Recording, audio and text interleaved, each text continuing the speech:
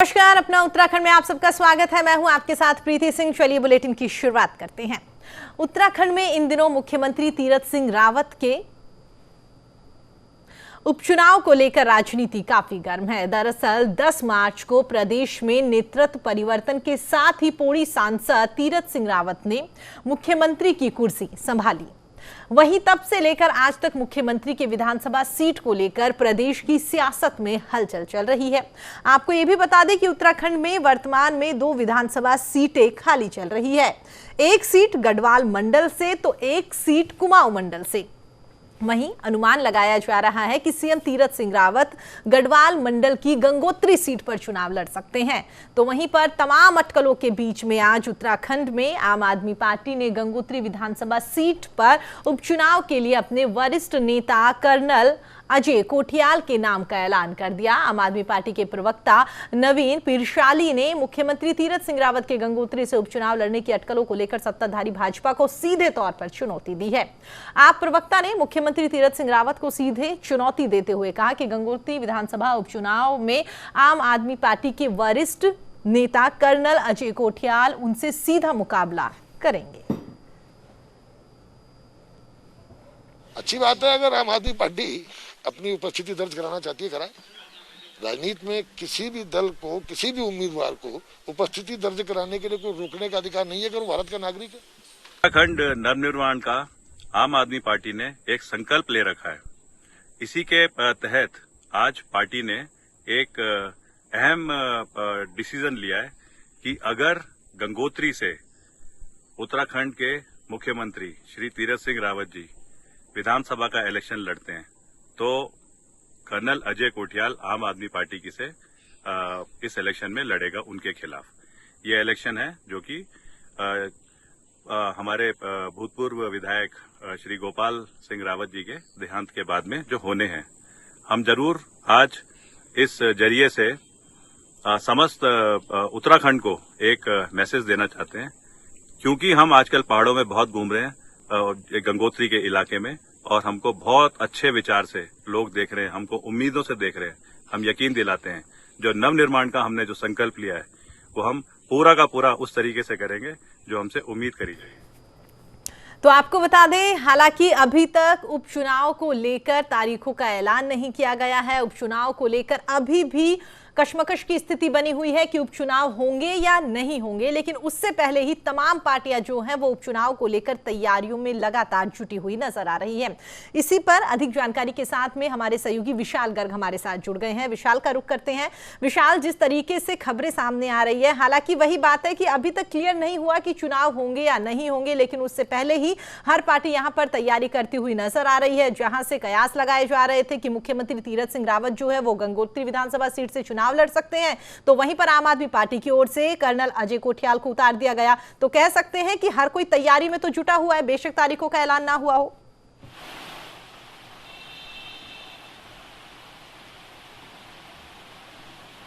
देखिए प्रीति, क्योंकि पूरी तरह से जो तैयारियां हैं वो सभी पार्टियां करती हुई नजर आ रही है। ऐसे में क्योंकि अभी तक ऐलान नहीं हुआ है कि चुनाव जो होंगे वो होंगे भी या नहीं, क्योंकि अभी भी मुख्यमंत्री तीरथ सिंह रावत दिल्ली में है और लगातार वो उनके बीच डिस्कशन होता हुआ नजर आ रहा है। वो जेपी नड्डा से भी मिले हैं, जहाँ पर तमाम जो बातें हैं वो उनकी होती हुई नजर आ रही है। लेकिन अभी तक ये क्लियर नहीं हो पाया है कि मुख्यमंत्री उपचुनाव लड़ेंगे या फिर लड़ेंगे तो किस सीट से लड़ेंगे। लेकिन ऐसे में देखिए सभी पार्टियां अपनी अपनी तैयारियां पुरजोर करती हुई नजर आ रही है। और ऐसे में देखिए आम आदमी पार्टी का पूरा ये जोर रहता है कि वो उत्तराखंड में भी अपने जो सीटें हैं वो निकाले। हालांकि 70 की 70 विधानसभाओं सीटों पर लड़ने की बात 2022 में आम आदमी पार्टी ने कही है, और इससे पहले आम आदमी पार्टी ने कहा था कि वो 2022 से पहले कोई भी उपचुनाव नहीं लड़ेगी। लेकिन जिस तरह से हम देख रहे हैं कि उन्होंने अपने कैंडिडेट का नाम भी फाइनल कर दिया। उन्होंने कहा कि अजय कर्नल कोठियाल क्योंकि पहाड़ों में अच्छी पकड़ रखते हैं, तो उसको लिहाज से उनको नामित किया गया है कि वो अगर गंगोत्री से मुख्यमंत्री तीरथ सिंह रावत चुनाव लड़ेंगे तो अजय कर्नल कोठियाल उनका आम आदमी पार्टी से उनके सामने खड़े होंगे प्रत्याशी के तौर पर। तो ऐसी जो चीजें हैं वो निकल करके आनी शुरू हो गई है और तमाम पार्टियां भी अब ये कहना शुरू कर दिया है, क्योंकि अभी तक देखिए सूत्रों की माने तो गंगोत्री से विधायक के तौर पर मुख्यमंत्री तीरथ सिंह रावत चुनाव लड़ सकते हैं। तो ऐसे में बातें जो है वो लगातार सामने आ रही है, लेकिन अभी इसकी मोहर जो है वो आला कमान को लगानी है और अभी तक इस पर मोहर नहीं लग पाई है। अब देखने वाली बात है प्रीति कि किस तरह की जो चीजें हैं वो निकल करके सामने आएंगी।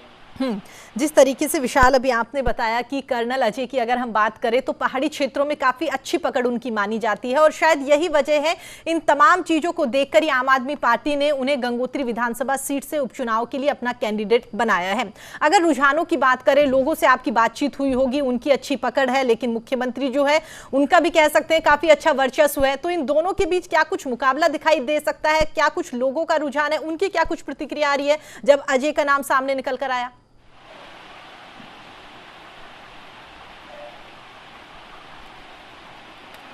देखिए प्रीति, अगर मैं अजय कर्नल कोठियार की बात करूं तो ये सेना में अपनी सेवाएं दे चुके हैं और काफ़ी प्रिय लोकप्रिय यहाँ के तौर पर देखे भी जाते हैं। लगातार वो यहाँ के जो युवा हैं उनको प्रेरित करने का भी काम करते हैं। लगातार पहाड़ों में इनकी पकड़ है और अच्छी पकड़ है, लेकिन ऐसे में अगर मैं बात मुख्यमंत्री तीरथ सिंह रावत की करूँ तो वो भी अपने स्वभाव की वजह से जाने जाते हैं। उनका जो शांत स्वभाव है या फिर लोगों से मिलना जुलना है, किसी भी तरह की कोई पाबंदी नहीं है, कोई भी आम नागरिक उनसे जाकर के इजीली मिल लेते हैं। तो कहीं ना कहीं जो उनका व्यवहार है, जो उनकी चीज़ें हैं, वो साफ तौर से कहते हुए नजर आते हैं। और बल्कि साफ तौर से उन्होंने पहले भी जिस तरह से कहा था कि मैं इंसानों का चेहरा देख करके जो चीज़ें हैं वो महसूस करूंगा और उनको चीज़ें करूंगा। अधिकारियों को जिस तरह से उन्होंने कहा था कि आप सिर्फ किताबें पढ़िए, मैं लोगों का चेहरा देख करके महसूस करूंगा कि उनको क्या चीजें चाहिए। तो लगातार देखिए 3-4 महीने जो उनके बीते, लगातार वो क्षेत्र में रहे, जनता की जो छोटी से छोटी समस्या थी उसका उन्होंने समाधान किया, लगातार लोगों के बीच में रहे। तो ऐसे में देखिए मुख्यमंत्री भी हैं और जिस तरह से लगातार लोगों के बीच में वो रहते हैं, तो कहीं ना कहीं उनको ये जीत तो हासिल कर ही लेंगे, लेकिन एक जो टक्कर देने की बात होगी कहीं ना कहीं वो निकल करके सामने आई। क्योंकि देखिए आम आदमी पार्टी पूरा जो है वो भी केजरीवाल के मॉडल पर चुनाव लड़ेगी यहाँ पर। तो लगातार इस तरह की चीजें प्रीति निकल करके सामने आ रही हैं। बिल्कुल, और देखने वाली बात होगी विशाल की जिस तरीके से हर पार्टी तैयारियां करती हुई नजर आ रही है कि चुनाव यहाँ पर होते भी हैं और नहीं भी होते हैं, तो उसके बाद में क्या कुछ रुख यहाँ पर तमाम पार्टियों का दिखाई देगा। इसी मुद्दे पर आगे बढ़ते हैं। आप अपने टीवी स्क्रीन पर भी देख सकते हैं, 2 मेहमान हमारे साथ जुड़ गए हैं। तो आपको बता दें, आम आदमी पार्टी से प्रदेश प्रवक्ता उमा सिसोदिया जी हमारे साथ जुड़ गई हैं। उमा जी, बहुत बहुत स्वागत है आपका न्यूज इंडिया पर। साथ ही हम आपको बता दें, प्रदेश महामंत्री बीजेपी से खजानदार जी जो विधायक भी हैं हमारे साथ जुड़ गए हैं। खजानदार जी, बहुत बहुत स्वागत है आपका न्यूज इंडिया पर। जी नमस्कार, बहुत बहुत धन्यवाद। उमा जी, पहले आपके पास आना चाहूंगी। जिस तरीके से अभी कह सकते हैं बार बार वही बात घूमकर आ रही है कि चुनाव को लेकर ऐलान नहीं किया गया, तमाम पार्टियां तैयारी कर रही हैं और उसी तैयारियों के बीच में आपकी ओर से भी गंगोत्री विधानसभा सीट की अगर हम बात करें तो वहां से कर्नल अजय कोठियाल जी को प्रत्याशी बनाया गया। क्या कुछ उम्मीदें आपको उनसे? देखिए, गंगोत्री का जो चुनाव है, जहां पर माननीय तीरथ सिंह रावत जी हमारे मुख्यमंत्री चुनाव लड़ने की आशा जताई जा रही है कि वो सीट को चुनाव लड़ेंगे। पहला क्वेश्चन तो वैसे मुझे लगता है कि संविधान की अगर हम बात करें तो हो सकता है कि वो चुनाव ना लड़ पाए चुनाव, क्योंकि जो भी 6 महीने का जिस तरह की बातें एडवोकेसी में चल रही है, संविधान विशेषज्ञ जिस तरह की बात बता रहे हैं, लेकिन हम ये मानते हैं कि तीरथ सिंह रावत जी हो सकता है गंगोत्री से चुनाव लड़े। तो हमारी तरफ से कर्नल अजय कोठियाल यहाँ पर मैदान, हमने कोठियाल को चैलेंज किया है कि आप गंगोत्री से चुनाव लड़िए और वहाँ पर मुकाबला करने के लिए मैं आपके सामने खड़ा हूँ। और कर्नल अजय कोठियाल क्योंकि एक बड़ा नाम है पहाड़ का और उन्होंने अपने यूथ फाउंडेशन के द्वारा काफी बच्चों का वहाँ पे उन्होंने बहुत काम किया है अपने क्षेत्र में, तो आम आदमी पार्टी पूरी उम्मीद करती है कि हम गंगोत्री विधानसभा सीट को जीत कर उत्तराखंड में अपनी पहली जीत पा जाएंगे। ठीक है, खजानदार जी कैसे देखते हैं आप इसे? देखिए, सबसे पहले तो पार्टी ने अभी अनाउंस ही नहीं किया कि कौन चुनाव लड़ेगा और कब चुनाव होंगे। चुनाव आयोग ने भी विधिवत घोषणा अभी तक नहीं की है कि कब हमारा जो गंगोत्री का सीट खाली है उसमें कब चुनाव होंगे।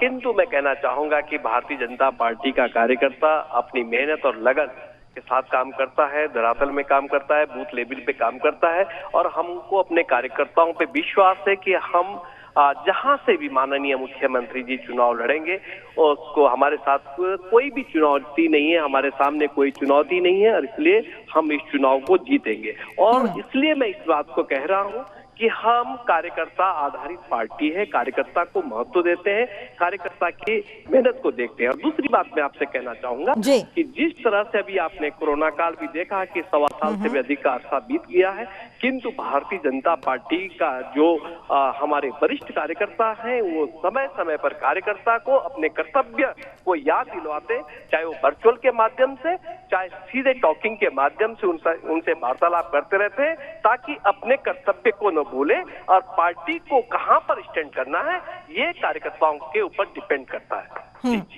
लेकिन जिस तरीके से देखिए, इस बात से इनकार नहीं कर सकते खजानदार जी की वाकई ही सीएम का काफी वर्चस्व है, लोग उन्हें काफी पसंद करते हैं। लेकिन दूसरी तरफ अगर हम बात करें कर्नल अजय जी की, तो उनका भी पहाड़ी क्षेत्रों में काफी वर्चस्व है, वहां पर भी लोग उन्हें काफी मानते हैं।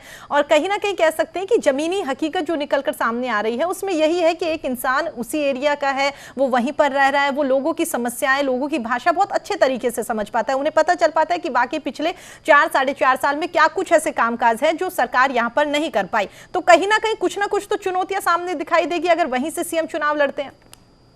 देखिए, मैं कहना चाहूंगा कि वहां से हमारे गोपाल राउत जी माननीय विधायक थे, उन्होंने बहुत सारे काम क्षेत्र के हित के लिए, लोगों के हित के लिए वहां पे किए हैं। और जो काम आधे अधूरे रह गए हैं, जो घोषणाएं पूरी नहीं हो पाई, उसको हमारी सरकार पूरी करेगी। और किंतु माननीय मुख्यमंत्री जी का यदि वहां पर चुनाव लड़ने की बात सामने आती है, यदि पार्टी अनुमति देती है और उसके बावजूद यदि चुनाव आयोग चुनाव करवाने की बात करता है, तो माननीय मुख्यमंत्री जी 100% जीत करके आएंगे। ये मैं दावे के साथ कह रहा हूं, क्योंकि जिस प्रकार का भाव और जिस प्रकार अजय जी से किसी तरह का कोई यहाँ पर चुनौती बीजेपी को नहीं दिखाई दे रही। इतना कहना चाहूंगा और इतना निवेदन के साथ कहना चाहूंगा कि मुख्यमंत्री जी की टक्कर में कोई पे भी टिक नहीं पाएगा, ये मैं कहना चाहूंगा। ठीक है, उमा सिसोदिया जी। देखिए, ऐसा है कि चुनाव सामने है, हर पार्टी अपने अपने दावे करती है और जितने दावे इस समय मेरे बड़े भाई खजानदार जी कर रहे हैं, वो सारे के सारे दावे खोखले हैं। अगर बीजेपी इतनी ही बेहतरीन स्थिति में होती तो उनको त्रिवेंद्र जी को चेंज करने की आवश्यकता नहीं पड़ती। कहीं ना कहीं ये डर जरूर था कि त्रिवेंद्र जी अगर चुनाव में आगे लेके जाते हैं बीजेपी को 2022 में, तो आप लोगों को बिल्कुल शून्य पर आना पड़ेगा, इसलिए आप लोगों ने त्रिवेंद्र जी को यहाँ से हटाया, विदा किया। उसके बाद तीरथ सिंह रावत जी अभी तक भी चुनाव लड़ेंगे नहीं लड़ेंगे असमंजस की स्थिति में है। सुनने में आ रहा है कि उनको भी चेंज किया जा रहा है और उनकी जो दौड़ है वो लगातार दिल्ली तक चल रही है। तो मुझे ऐसा महसूस होता है कि आप 2 दिन बाद इस बात पर डिबेट कराएंगे कि तीरथ जी को क्यों बदल दिया गया। यहाँ तो हालात ये है इस समय बीजेपी के, इनको खुद ही नहीं पता कि इनको इसको मुख्यमंत्री के चेहरे के रूप में आगे लेकर जाना है। आम आदमी पार्टी पूरी तरह से अपने मुख्यमंत्री फेस कर्नल अजय कोठियाल के साथ खड़ी है, पीछे खड़ी है। पूरे प्रदेश का एक एक कार्यकर्ता गंगोत्री विधानसभा में उतर जाएगा कर्नल कोठियाल को जीत दिलाने के लिए। और हम फिर से चैलेंज करते हैं कि अब अपना मुख्यमंत्री मत बदलिए, बिल्कुल मत बदलिए, मुख्यमंत्री उतारिए अपने मुख्यमंत्री को मैदान में, हम लोग इंतजार कर रहे हैं।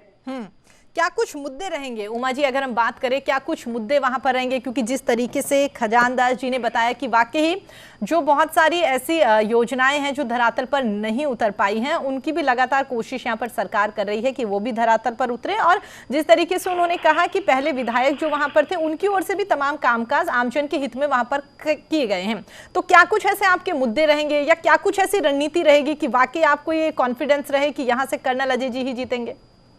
देखिए, सबसे बड़ा मुद्दा अगर इस समय उत्तराखंड में पहाड़ का जो मुद्दा है, सबसे बड़ा मुद्दा इस समय बेरोजगारी का मुद्दा है। बेरोजगारी में 23.4% के साथ हम बहुत शर्मनाक रूप से पूरे हिंदुस्तान में नंबर 1 के पायदान पर खड़े हैं। और कर्नल कोठियाल हमारे पास वो व्यक्तित्व है जिन्होंने किसी भी पद पर ना रहते हुए, कहीं भी किसी भी राजनीतिक दल में ना रहते हुए इस प्रदेश के युवाओं के रोजगार को लेकर बहुत सारे काम किए। तो मुझे लगता है कि जो यूथ है, उत्तराखंड का जो युवा है, वो कर्नल कोठियाल के साथ हृदय से जुड़ा है और वो बड़ा डिसाइडिंग फैक्टर होगा गंगोत्री विधानसभा चुनाव। क्या क्या ऐसी चीजें आपको लगती है कि भारतीय जनता पार्टी वहां पर सही तरीके से नहीं कर पाई, या आम आदमी पार्टी जो है वो आम जन तक पहुंच के वो चीजें अच्छी तरीके से समझा पाएगी इस चुनाव में कि आम आदमी पार्टी के कैंडिडेट को जिताए?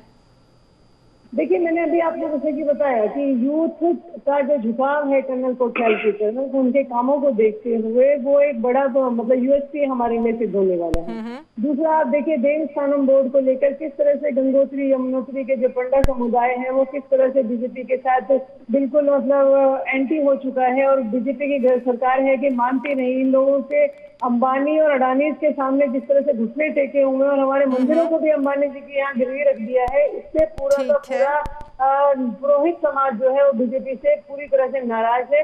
तो हमें लगता है कि और भी कई मुद्दे ऐसे हैं जिससे कि आम आदमी पार्टी। ठीक है, खजान जी क्या कहेंगे जिस तरीके से उमा सिसोदिया जी कह रही हैं कि तमाम ऐसे वर्ग है, तमाम ऐसे मुद्दे जो हैं जिनको लेकर सरकार की ओर से कोई कामकाज नहीं किया गया, या बहुत सारे वर्ग के ऐसे लोग हैं, अगर जातीय समीकरण की बात करें तो बहुत सारे जाति के लोग ऐसे हैं जो लगातार भारतीय जनता पार्टी से नाराज चल रहे हैं क्योंकि पिछले 4-4.5 साल में कोई कामकाज नहीं किया गया। अब क्या कुछ तैयारी करेंगे फिर आप?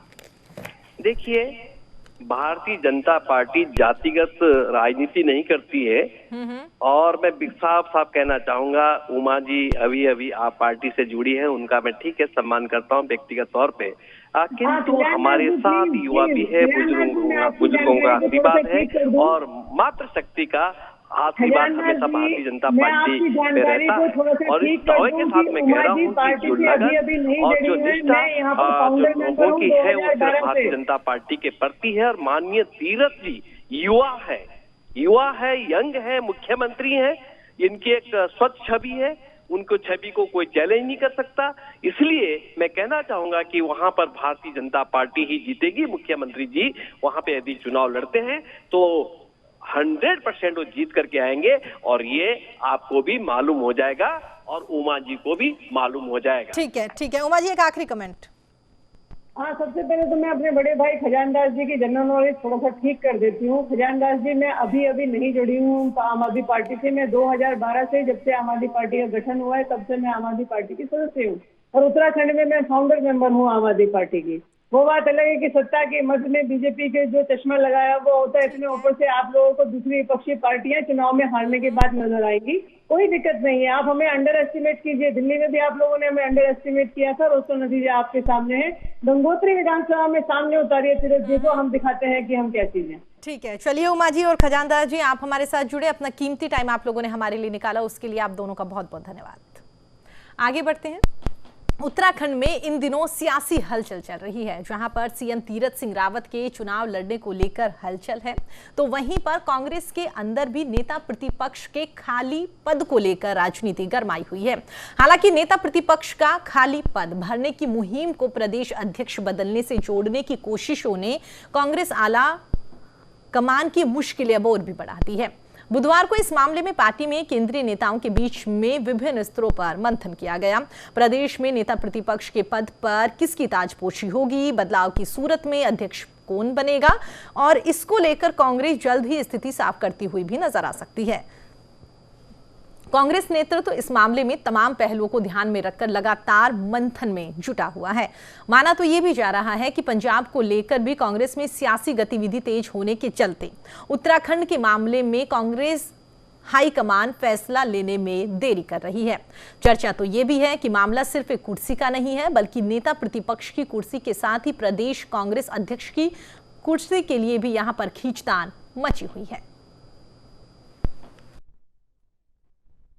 हमारी बैठकों का अंतिम चरण चल रहा है। आपने देखा लगातार 2-3 दिनों से हमारे सारे दिग्गज नेता, हमारे प्रदेश नेतृत्व के लोग दिल्ली में जमा थे और माननीय प्रदेश प्रभारी जी सभी की बैठक ले रहे थे, सबका मंच टूट रहे थे। और उसके बाद अब नेता प्रतिपक्ष के नाम पर मोहर लगाई जा चुकी है और राष्ट्रीय नेतृत्व को नाम अनुमोदन के लिए भेजे जा चुके हैं। तो बहुत शीघ्र आप सबके सामने उसकी घोषणा हो जाएगी कि कौन हमारा नया नेता प्रतिपक्ष है।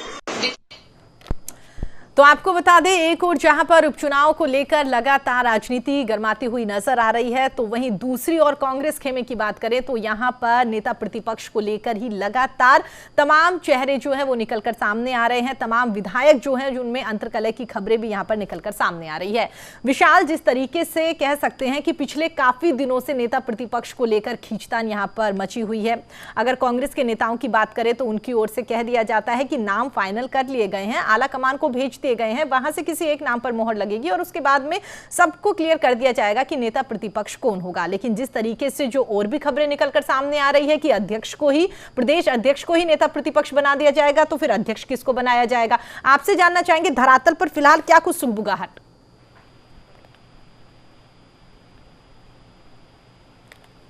देखिए प्रीति, क्योंकि जिस तरह से अभी तक नेता प्रतिपक्ष का चुनाव नहीं हो पाया है, उसको लेकर के तमाम बैठकें यहाँ पर चल भी रही हैं। देहरादून में भी बैठकें हुई और उसके बाद राजधानी जो दिल्ली है वहाँ पर भी बैठकें हुई, लेकिन अभी तक नाम जो है वो फाइनल नहीं हो पाया है। कई ऐसे विधायक हैं जिनका नाम आगे चल रहा है सूची में, और जिस तरह से कहा जा रहा है कि प्रदेश अध्यक्ष को ही नेता प्रतिपक्ष भी बनाया जा सकता है। सूत्रों के दल से जानकारी निकल करके लगातार इसी तरह की सामने आ रही है। लेकिन जिस तरह से अगर ऐसे में प्रदेश अध्यक्ष को बना दिया जाता है तो कहीं ना कहीं ये भी संशय बना रहेगा कि प्रदेश अध्यक्ष किसको बनाया जाए। ऐसे में देखिए पार्टी का कहीं ना कहीं जो समन्वय है वो खराब होने की स्थिति में है। ऐसे में क्योंकि लगातार अंतरकलह की जो चीज़ें हैं वो निकल करके सामने आ रही हैं, लेकिन पार्टी को एकजुट रखने के लिए हाईकमान लगातार इस पर बैठकें बुला रही है और किस किस का नाम फाइनल हो सकता है उस पर भी तमाम तैयारियां, तमाम चीज़ें जो है वो करती हुई नजर आ रही हैं। उसको लेकर के तमाम बैठकें हो चुकी हैं, लेकिन जिस तरह से हम प्रदेश प्रवक्ता लगातार कहते हुए नजर आ रहे हैं कि जल्द ही नाम की घोषणा हो जाएगी और हो सकता है कि आज कल में ही जल्दी नेता प्रतिपक्ष मिल जाए और जल्दी ही उनको कराना भी होगा, क्योंकि 6 सितंबर को जिस तरह से कहा जा रहा है कि मानसून का सत्र भी चलने वाला है विधानसभा का, तो उससे पहले उनको अपना जो नेता प्रतिपक्ष है वो डिसाइड करना पड़ेगा।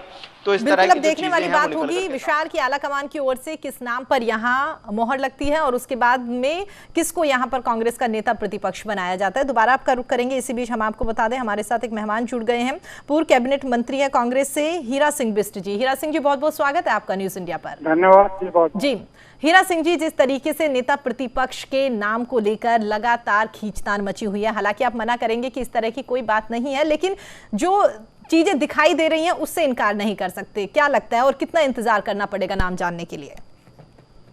हाँ, ये बात तो ठीक है कि कई दिन से इस पर एक्सरसाइज चल रही है और साथ ही अध्यक्ष के मामले पर भी एक्सरसाइज चल रही। सोनिया जी के यहाँ तक मामला चला गया है, बात की बड़ी गंभीरता से, बड़ी संजीदगी से सभी को संजोए रखने का काम महत्वपूर्ण है। चुनाव का समय, इसलिए इससे विलम्ब हो रहा और अंतोगत तो जो भी होगा ठीक होगा, लेकिन हम भी मान के चल रहे हैं कि अनावश्यक विलम्ब करना तो ठीक नहीं है इसमें। बिल्कुल, जितने उतनी ज्यादा फिर और गतिविधियां बढ़ जाती हैं, लोग उत्साहित हो जाते हैं, बिल्कुल जो संगठन की छवि भी खराब होती है। ये बातें अपने आप में महत्वपूर्ण है, लेकिन जो रिजल्ट होगा देर से सही, अपेक्षित से, लेकिन वो ठीक होगा, सबकी राय से होगा, समझ। ठीक है हीरा सिंह जी, जिस तरीके से कहा जा रहा है, ऐसी खबरें निकलकर सामने आ रही है कि पंजाब में जो सियासी घटनाक्रम चल रहा है उसकी वजह से कहीं ना कहीं देरी हो रही है कि यहाँ पर नेता प्रतिपक्ष का नाम फाइनल नहीं हो पा रहा, क्योंकि कहीं ना कहीं जिस तरीके से पंजाब में चुनाव है और वहां पर जो घमासान मचा हुआ है उसको सुलझाने में कांग्रेस आलाकमान ज्यादा ध्यान दे रही है। यही एक वजह मान सकते हैं नाम में देरी हो रही है? नहीं, यहाँ को बड़ा मामला भी है ये विपक्ष का नेता तय करना। मैं भी नहीं समझता कि क्यों अनावश्यक विलम्ब हो रहा। 10 हमारे एमएलए, 10 एमएलए का नेता आपस में बैठ कर वो तय कर लेते हैं। उन पर पता नहीं कहाँ कहीं ना कहीं हमारी भी चूक उसमें है। तो पंजाब का मामला अपनी जगह वो महत्वपूर्ण है। अब सिद्धू जी भी शायद संभव तो मान के जो सूचना मिली है सभी से अब सहमत हो गए बातचीत के लिए, तो वो मामला तो लगभग सुलझ ही गया। तो यहाँ का मामला भी सुलझ जाएगा। तो इसमें अध्यक्ष के भी बात आ रही है, नेता प्रतिपक्ष का कोऑर्डिनेशन करके आपस में समावेश करके सारे समीकरणों को बैठा करके चुनाव सर पर है, इसीलिए इसमें थोड़ा सा विलम्ब हो रहा। ये हम भी मानते हैं अनावश्यक विलम्ब। हीरा सिंह जी, यही तो बात है ना कि चुनाव सर पर है, तमाम पार्टियां जो है वो तैयारियों में जुटी हुई है, लगातार लोगों से जनसंपर्क किया जा रहा है, अपनी अपनी पार्टी की विचारधारा जो है वो लोगों तक पहुंचाई जा रही है। और इसी बीच में इस तरीके से स्थितियां अगर दिखाई दे कि वाकई कांग्रेस के नेता प्रतिपक्ष का नाम ही डिसाइड नहीं हो पा रहा, तो कह सकते हैं कहीं ना कहीं चुनाव पर भी असर पड़ता हुआ नजर आएगा। जो कार्यकर्ता है, समर्थक है, उनमें भी कहीं ना कहीं कह सकते हैं कश्मकश की स्थिति रहेगी। नहीं, चुनाव पर तो इसका असर नहीं पड़ेगा। कुछ ये एक क्षणिक मामला है, बहुत जल्दी। लेकिन मैं खुद सहमत हूँ आपकी बात से कि इसको हो जाना चाहिए था। इसको अनावश्यक 10 एमएलए का मामला नहीं हम तय कर पा रहे, चुनाव सर पर है, बड़ा मामला सर पर है, तो ये हो जाना चाहिए था। कहीं ना कहीं कुछ बात है इसमें, बहुत ज्यादा विचार विमर्श हो रहा है या कहीं।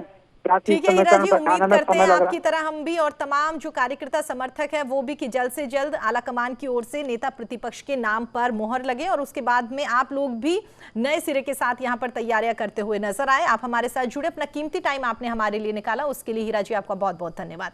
विशाल, आपका भी बहुत बहुत धन्यवाद हमारे साथ बातचीत करने के लिए। फिलहाल इस बुलेटिन में इतना ही। देश और दुनिया की तमाम खबरों के लिए देखते रहिए न्यूज इंडिया। नमस्कार।